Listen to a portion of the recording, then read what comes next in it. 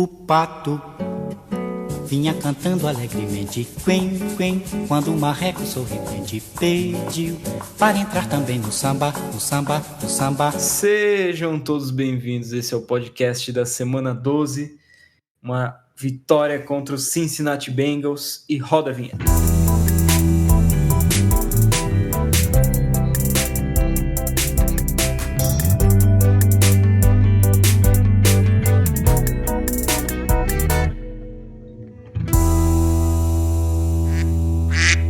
Esse é o podcast oficial do perfil Steelers Brasil no Twitter, apresentado por mim, Giovanni, e com um time um pouco desfalcado hoje, mas estou aqui com ele, Oslair Caldas. E aí, pessoal, para a alegria da galera, para a alegria das massas, esse episódio está recheado de sonzinhos de Duck Hodges, positivo. E também uma obra do nosso excelentíssimo João Gilberto, que segundo Caetano Veloso, só existe uma coisa que é mais legal que o silêncio, que é o João Gilberto. Falando um pouco sobre a partida, uma vitória 16-10 contra os Bengals no estádio Paulo Marrom, mais conhecido por Paul Brown Stadium. A gente está 6-5 e se a temporada acabasse hoje, por incrível que pareça, estaríamos nos playoffs. Começar o jogo falando sobre o Mason Rudolph, né? Ele acertou 8 de 16 passes, passou para 85 jardas, não fez nenhum touchdown e teve uma interceptação, né? Eu vi uma estatística que o Lamar Jackson, né, dos Ravens, e o Derek Carr de Oakland começaram fazendo mais de 10 passes completos sem errar nenhum contra essa defesa dos Bengals, né? Conseguindo pontuar e fazer touchdown. O Mason Rudolph até conseguiu chegar na endzone, mas acabou sendo interceptado. O que você tem a dizer desse lance? O Rudolph foi muito criticado pelo Tomlin por esse lance em específico. Ele ressalta, né, que ele tem paciência com novatos, inclusive com QBs novatos, mas você tem que proteger a bola bem. E ali ele fez um péssimo trabalho em proteger a bola. Mesmo eu acredito que se o passe não fosse desviado pela linha defensiva, se você olhar o recebedor que ele estava olhando mais fixamente, tinham 3 marcadores em volta, então... Quase mínimo, 4, né? Tinha até mais um que... Na melhor das hipóteses, o cara ia tomar uma baita pancada, mas... Mais uma vez, ele mostra que ele não tem essa facilidade nas leituras que é tão importante para a posição. E apesar dele estar mal há algum tempo, né? Acho que nos últimos 6 quartos que ele jogou, ele sofreu 9 interceptações, foi alguma coisa assim, né? A estatística. Mas o Mike Tomlin insistiu nele, né? Deixou ele por eu gostei dessa postura de... Quando voltou do segundo tempo, deixou ele mais um drive para ver se era isso mesmo, se ele reagia. O Rudolph nunca vai poder falar que ele não recebeu a chance para mostrar o jogo dele. Ele teve todas as oportunidades para dar a volta por cima, para mostrar que ele superou, mas não. O psicológico pesou e quando o psicológico está 100% já não é as mil maravilhas, assim, então fica difícil. E ele conseguiu chegar mais uma vez na endzone, né, mas não conseguiu o touchdown e o Boswell acabou acertando o field goal. E logo depois dessa campanha ele foi substituído por ele, o Pato. Que também, assim, lógico, ele chegou, acertou aquele primeiro passe bonito para o James Washington, mas também não teve números excelentes, né? Ele acertou 5 dos 11 passes, passou para 118 jardas e teve somente esse touchdown, né? Ele entrou bem, acertou alguns passes curtos, ele tem realmente uma movimentação no pocket melhor do que o Mason Rudolph, né? Ele não foi sacado e não precisou fazer aqueles intentional groundings, né, do Rudolph que já estava preocupante, né? E logo na hora que ele entrou, ele já conseguiu acertar esse passe pro James Washington, né? O que você acha dessa jogada? Foi mérito dele ou do James Washington? Ou dos coordenadores que fizeram a chamada certa? Esse é o tipo de chamada que você pode sair distribuindo crédito. Começando pelo coordenador ofensivo, que fez uma chamada perfeita para a defesa que o Bengals estava utilizando em campo, e também ressaltando o papel da linha ofensiva. se você repetir a jogada aí, quem tiver a oportunidade, você vai ver que o Duck não tem ninguém se aproximando dele, mesmo os Bengals tendo soltado os cachorros, ele poderia ter ficado ali mais uns 3 segundos no pocket, tranquilo, que ninguém ia encostar um dedo nele. Então, essa proteção que o Rudolph também, por muitos lances, estava recebendo, facilita muito a leitura, né? E ele conseguiu encontrar o Washington, ele fez um passe um pouco mais para frente, para possibilitar o Washington pegar a bola e correr com ela depois. E o Washington fez a sua melhor imitação de McDonald, né? Mandou aquele stiff-arm violento, fez o touchdown. O Washington, ele pode não ser um dos wide receivers mais rápidos, assim como é o Deontay Johnson ou o próprio Ju, mas ele é forte, né? Ele conseguiu muito fazer forte. Um stiff arm muito bonito. Olha, uma das coisas favoritas que eu venho tendo mais prazer de assistir o jogo do Steelers é ficar olhando para o Washington em todas as jogadas de corrida e ver o que ele faz com o defensor que está na frente. É incrível. Você vai ver ele dando pancake em safety, em cornerback, ele deixando linebackers totalmente congelados. Então, o Washington é um cara assim que não é tão eletrizante com as pernas, mas ele fisicamente ele representa. Ele é um ótimo jogador se tornando um dos favoritos, né, da torcida. E falando mais sobre o Devlin Hodges, né? Por mais que tenha sido legal, ele entrou e fez o touchdown e a gente ganhou, mas ainda é bastante preocupante essa posição de quarterback, né? Ele conseguiu mais 2 field goals além dessa campanha do touchdown, graças a infrações, a boas corridas, mas ele não mostrou mais nenhuma grande jogada, né? Você concorda com isso? Então, o Hodges, a gente tem uma visão com muito carinho, né, por ele. Ele é um cara que ele tá sempre preparado, principalmente agora que os recebedores o grupo de recebedores está extremamente desfalcado. A gente não sabe quanto tempo o quarterback teve para treinar e quanto tempo o quarterback reserva teve para treinar e ter esse entrosamento. E ele entrar assim com o jogo na linha, pegando fogo e conseguir um ótimo desempenho como dele é de se admirar. Agora, apesar da vitória, a gente não pode se iludir e pensar que ele é a salvação da franquia. Eu acho que ele é uma resposta ótima a curto prazo, mas isso não deve evitar que o Steelers procure outras opções, né, para médio e longo prazo. E agora falando um pouco sobre os nossos receivers, né? O que você achou da estreia do Deon Cain? Olha, o Deon Cain, ele deu, né, um spark, como o Tomlin falou, uma faísca, uma bola contestada que ele conseguiu mostrar muita habilidade, né, de localizar. Foi ali por trás do cornerback. E é muito bom quando um recebedor consegue tirar essa pressão do recebedor número 1 e do recebedor número 2, porque isso abre o ataque de forma incrível. Você não pode fazer simplesmente um double team no James Washington, por exemplo, que era o recebedor número 1, e ficar tranquilo contra os outros. Quem tá no número 2, número 3, tem que subir um degrau e mostrar que ele também pode fazer jogadas. E quando você consegue fazer isso, saindo do nada, no seu primeiro jogo com a camisa, é realmente impressionante e animador, né?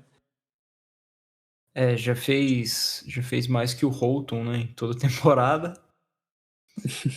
E também o Deontay Johnson, né, que foi seguro nesse jogo, né? Tem 3 recepções para 29 jardas e fez uma atuação boa. Uma coisa que eu notei que foi a ausência de passes para tight ends, né? Tanto o Vance McDonald contra o Vannes, né? A gente lembra no passado o Jesse James e o Vance, eles tinham muitas recepções, né? Você acha que isso pode ser mais explorado? Por que você acha que isso não está sendo explorado esse ano? Olha, eu acho que tem relação direta com o nosso quarterback. O Big Ben, ele gosta de lançar para tight ends, desde o Heath Miller. O próprio Jesse James teve bons números, né, com o nosso quarterback. E uma coisa fundamental é que quando você entra com uma formação típica de corrida, a defesa se adapta e ela vai colocar também jogadores mais pesados para conseguir parar a corrida. E é nessa que o Big Ben era o rei, né? Ele fazia o ajuste ali na linha, chamava uma outra jogada completamente nova, explorando o marcador mais pesado, geralmente, que não tem tanta habilidade assim contra o passe. E é nisso que os tight ends conseguem a maioria das recepções. E a gente vê que esses quarterbacks novatos, tanto o Rudolph quanto o Rodgers, não tendo esse domínio do ataque e também não tem esse entendimento das defesas, que só um quarterback veterano e ainda mais um quarterback Hall da Fama, né, como é o Big Ben, consegue fazer, e a gente estava acostumado. Então é um ano de seca para os nossos tight ends e torcer para que no ano que vem esse quadro se reverta. E para encerrar esse tópico do ataque, falar sobre os running backs, né? O Ben Snell, o rookie, ele conseguiu ter 21 toques na bola, avançando para 98 jardas, né? Uma média de 4.7 por tentativa, uma média muito boa. E apesar de novato, ele está tendo um alto número de snaps, mesmo depois de voltar de uma contusão, que ele ficou umas semanas fora, né? O que você achou do desempenho dos nossos running backs? Então, eu gostei muito, principalmente do Ben Snell, que era a dúvida, né, o quanto ele ia conseguir jogar, voltando de lesão, mas ele foi recebendo a bola e continuando. Ele é um cara que consegue lidar bem com o tráfego, né, ele se desvia bem, consegue aquela jardinha a mais, jardinha extra, ele faz os cortes com facilidade, e eu entendi a decisão do Tomlin de dar menos toques para o Jaylen Samuels, porque apesar dele ser excelente com as mãos, recebendo passes, saindo do backfield, até saindo do slot, o Ben Snell ele tem essa característica que combina mais contra a defesa do Cincinnati Bengals. Então, ali, oscilando entre ele e o próprio Kerrith White, que entrou e mostrou assim, uma excelente aceleração, acho que encontramos um mix legal que, pensando que são reservas, é de tirar o chapéu para a diretoria de conseguir encontrar essas peças de qualidade que conseguem ser titulares por 2 jogos, sem abaixar tanto assim o nível do ataque. O Kerrith White, que estreou nesse jogo, teve uma jogada muito boa que me lembrou Le'Veon Bell, né? Naquelas jogadas que ele consegue ter certa paciência e esperar a jogada se desenvolver para ver onde que vai aparecer algum espaço, né? Mas assim, lógico, o espaço amostral ainda é muito pequeno, né? A gente espera ver mais jogadas dele, mas ele conseguiu avançar, correr para 43 jardas em 6 tentativas, né? Uma média bem alta de 7.2 jardas por tentativa, né? E agora, para falar um pouco sobre a defesa, né? Nosso querido TJ Joule por segundo, mais conhecido por TJ Watt, jogou muito bem novamente, conseguiu um sack, e também destaque para o Devin Bush, né, que conseguiu forçar aquele fumble. O que você tem a dizer sobre a nossa defesa nessa partida? Então, mais uma atuação muito sólida, né, de defesa, apesar do susto que a gente tomou em alguns lances específicos, principalmente ali em cima do Joe Hayden, do Terrell Edmonds. Você acha que foram 2 erros individuais deles? Essa marcação one-on-one aí? Olha, eu acredito que ali, principalmente o lance do Hayden, que ele foi batido no double move, foi um erro sim individual. Porque pelo que me pareceu, ele que era o responsável pelo fundo, né, do campo. Agora, no lance do Edmonds, me resta tirar o chapéu para o Tyler Boyd, né, que conseguiu fazer uma grande recepção. O Edmonds e também o Barron, eles têm essa fraqueza no jogo deles. Eles, às vezes, estão muito bem posicionados, estão fazendo uma sombra, né, no recebedor, mas eles não conseguem virar, localizar de onde a bola está vindo e fazer a jogada na bola antes que chegue nas mãos do recebedor. Eu já joguei, né, como defensive back um tempo, nos meus tempos áureos, e eu sei, essa era também uma grande dificuldade que eu tinha. Eu sempre tomava bronca dos meus treinadores, porque eu não virava para olhar a bola, mas quando você não tá tão seguro na sua técnica, você fica meio inseguro de tirar os olhos do recebedor, olhar para trás e voltar. Aí talvez seja algo que a nossa equipe de treinadores de defensive back consiga ajustar, não sei, principalmente no caso do Edmonds, que é um garoto mais novo, porque ele tem habilidade física e é muito feio um cara ser batido tantas vezes assim, estando embaixo praticamente do recebedor, você concorda? É. E falando um pouco mais sobre o front seven, sem palavras para DJ Watt e Bud Dupree, que sempre fazem jogadas quando é necessário.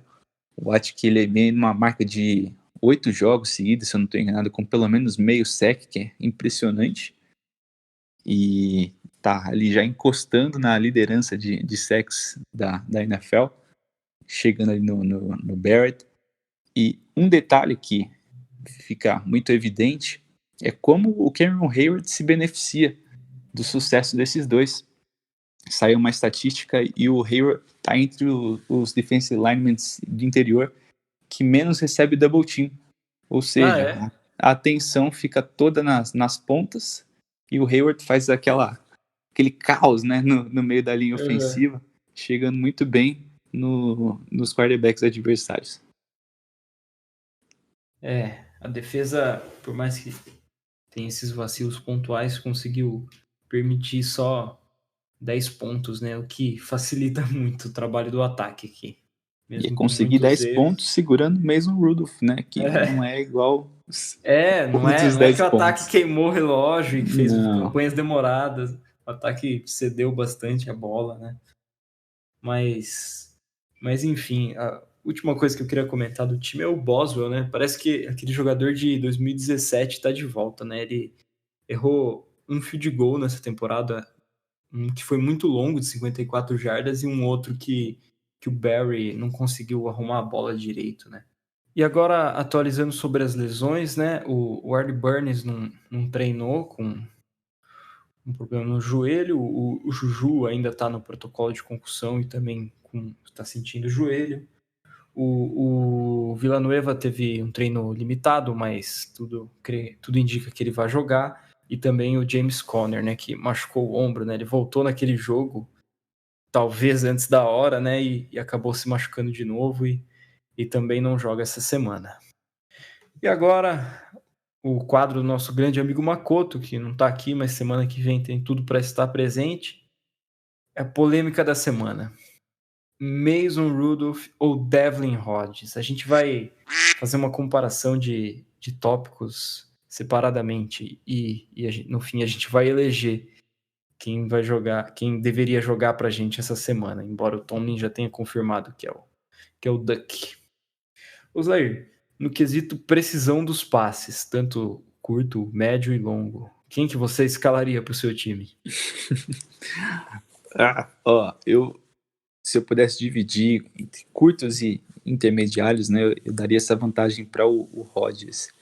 Até porque ele tem uma mecânica mais afinada. O Rudolph tem as pernas muito travadas, você vê frequentemente ele com a perna da frente, né, perna de apoio reto.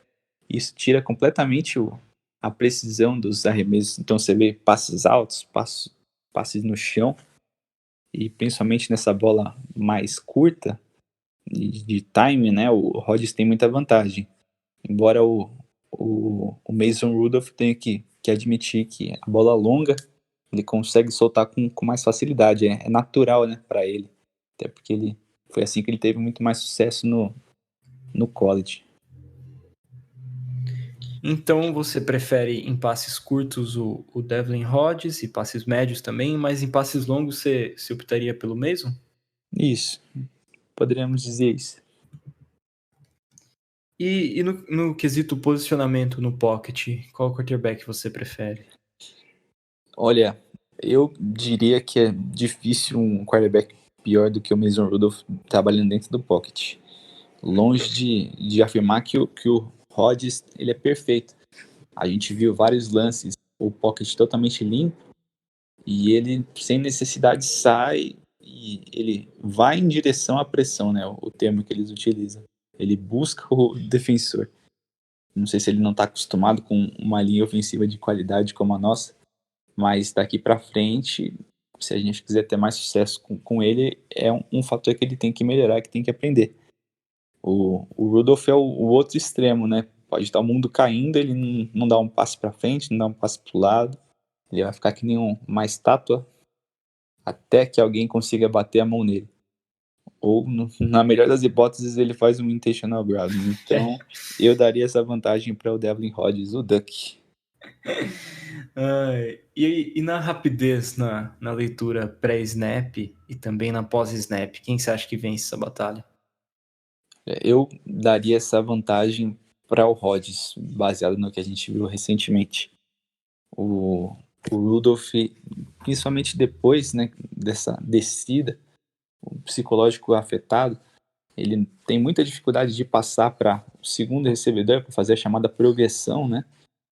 Para você que está iniciando no futebol americano, toda jogada, ela tem um script, ela não é simplesmente chamada e o quarterback escolhe para quem ele vai passar. Então ele é ensinado, por exemplo, se você vê que na defesa tem 2 safeties lá no alto, provavelmente é tal defesa, você vai olhar primeiro para o seu recebedor X, depois para o Y, tal, e assim vai progredindo.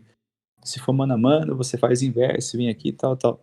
Isso é algo que o quarterback tem que ter memorizado, e mais que memorizado, tem que ter dentro dele. Ele não pode ficar pensando lá na hora. Se você estiver pensando, já era. Já tá tarde demais. Então acho que toda essa informação paralisa o Rudolph, ele não consegue seguir em frente. E o Rodgers, ele entra ali, não sente a pressão, ele solta a bola quando tem que soltar, ele segura um pouco mais quando tem que segurar. Então, também não estou dizendo que o Rodgers é um Hall da Fama, mas eu vou dar essa vantagem para ele. Mas entre esses dois, o Rodgers vence, mas se a gente tivesse o Joshua Dobbs, você acha que ele poderia ser titular esse ano? Olha, não sei se ele seria titular, mas com certeza ele estaria brigando, estaria ali na disputa, né, pela posição, porque eu não sei se ele seria titular, porque é uma característica diferente, né, ele se assemelha mais ali com o Kaepernick, com o próprio Lamar Jackson, lógico, muito menos explosivo, e eu acredito que ainda que a melhor opção foi manter o Rodgers e o Rudolph como QB2 e QB3, até porque a gente recebeu uma boa compensação pelo Dobbs. Eu acho que se ele tivesse ali em disputa, teria mais trabalho para o nosso coordenador ofensivo de pensar em jogadas que pudesse aproveitar as qualidades, né, toda essa mobilidade, a velocidade que ele tem. Mas pensando que o nosso coordenador ofensivo já está dividindo as funções com o coordenador de quarterbacks, e esse técnico que tem a função de desenvolver numa sala de quarterbacks tão novatos e com tão pouca experiência, eu não sei, não tenho saudades do Dobbs. Eu acho que foi a melhor escolha deixar ele ir. Você concorda comigo? Eu concordo. Eu acho que são estilos muito diferentes, né, para fazer essa troca. Não é só uma peça com características parecidas, né? Teriam que fazer muitos ajustes. Mas eu tenho certeza que ele, no seu domingão, quando chega em casa, bota os melhores momentos do Steelers e fica olhando e pensando, cara, eu podia fazer melhor do que esse cara aí que tá jogando. E seria a chance da vida dele, né? Seria. Acabei de ver aqui que o Juju foi liberado do protocolo de concussão, mas ele não treinou ainda. Agora, passando para a pergunta dos ouvintes, né? A primeira pergunta é do Brenderick Alves, né? Que ele pergunta se o nosso time está precisando de um wide receiver mais experiente para chamar mais a responsabilidade e também a marcação. Porque o Juju tem produzido pouco com a dupla marcação. O que você acha? Então, eu gosto dessa ideia de um recebedor experiente e tecnicamente afiado para servir de conselheira, né, para enriquecer o treinamento. A gente sabe que muitas vezes, além de aprender com os treinadores em si, os jogadores aprendem muito aqueles truques com os próprios outros companheiros de time. Então, trazer um cara que fosse agregar nesse sentido, até para tirar um pouco da pressão do Juju, que tem que liderar, mesmo com 23 anos, um grupo de recebedores, seria vantajoso. Agora, eu não acho que em campo um recebedor, simplesmente pela experiência, venha agregar tanto assim. Se for só o nome, né? Se em campo não tiver correspondendo, como por exemplo um Dez Bryant, que alguns pediram, o próprio Terrell Pryor, que também a torcida do Steelers pediu muito. Tinha que chamar alguém realmente para ajudar, para colaborar em campo, para não ficar só no discurso, só na resenha, E aí fica, né, a decisão para os nossos coordenadores e para o front office se esse recebedor a mais que deve chegar via draft ou via free agency. Os wide receivers consagrados não viriam por um preço baixo, né? Tem o problema do cap também. Enfim. Agora gosto do nosso grupo de recebedores. Eu não sinto que o problema tá ali.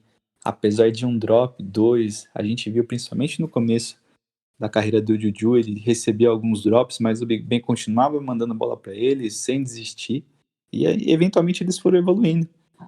É um reflexo que a gente vê das jogadas dos quarterbacks, que não estão nas melhores condições esse ano, mas eu não acho que o grupo de recebedores é o problema.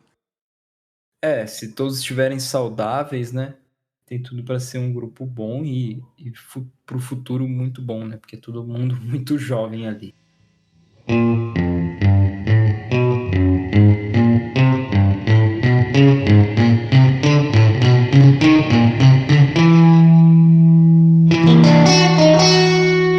Agora, para encerrar esse episódio, eu vou passar para prévia, aquele joguinho com gostinho de revanche contra Cleveland Browns.